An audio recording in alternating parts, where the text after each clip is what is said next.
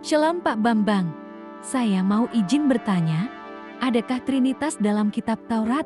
Mohon pencerahannya. Jadi sebetulnya gini ya, Alkitab kita itu kan perjanjian lama dan perjanjian baru ya. Perjanjian lama itu sesungguhnya Alkitab yang sama yang dimiliki oleh orang Yahudi di seluruh dunia, yang dikenal dengan Tanakh ya. Singkatannya kitab Torah. Torah itu kelima buku Musa itu, kemudian kitab nabi-nabi dan tulisan-tulisan suci yang lain yang diawal dari Mazmur, kenal dengan Ketubim. Makanya Yesus mengatakan seperti yang tertulis tentang anak manusia dalam kitab Taurat Musa, dalam kitab nabi-nabi dan dalam Mazmur. Karena Mazmur itu dalam sistematik kuno itu buku pertama dari Ketubim, yaitu tulisan-tulisan lain selain Nebiim dan Torah. Nah, itu Taurat yang sama. Jadi baru yang kedua itu perjanjian baru. Jadi yang kita sebut perjanjian lama itu sebetulnya kitab Yahudi. Jadi kalau kita membaca Taurat dalam bahasa Ibrani itu Tauratnya Yahudi sekaligus Tauratnya Kristen. Jadi ini sekaligus juga bisa untuk menjawab kesalahpahaman bahwa orang Kristen telah memalsukan Taurat. Kalau memalsukan Taurat kan Tauratnya sudah beda dengan Taurat Yahudi kan. Orang Yahudi yang tidak percaya Yesus pun membaca Taurat yang sama. Jadi perbedaannya pada penafsiran bukan pada teks. Nah begitu kita membaca kitab Taurat, kitab pertama kan namanya Bereshit, Sefer Bereshit, Sefer Wayikra, Sefer Elishemot, Sefer Wayikra, Sefer Bemidbar dan Sefer El-Harivarim, kitab Kejadian, Keluaran, Imamat, Bilangan, Ulangan.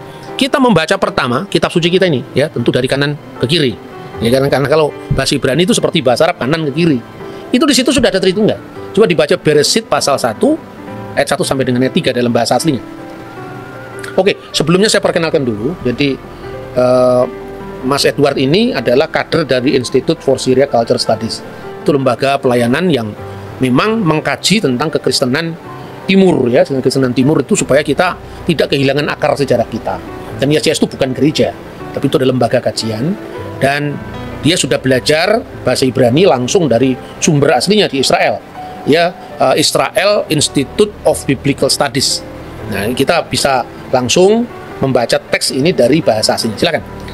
Ya, dari kitab Kejadian atau Sefer Bereshit, Bereshit bara Elohim et Hashamayim ve et Haaret. Dari pasal 1 ayat pertama ini kita menemukan existence of God, eksistensi Bapa, disebut sebagai Elohim. Kemudian di ayat kedua, ve Haaret hayeta tohu vavohu, ve Hoshea alfenetehom.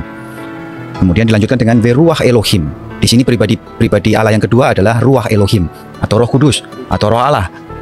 Ve ruach Elohim merachefet alfnei hamayim. Nah, di ayat ketiga kita menemukan pribadi yang ketiga, Vayomer Elohim, Amar Elohim atau Logos. Berfirmanlah Allah, Yehior, Vayehior. Jadilah terang, dan terang itu pun jadi. Karena hanya dengan berfirman Allah bisa menciptakan segala sesuatu.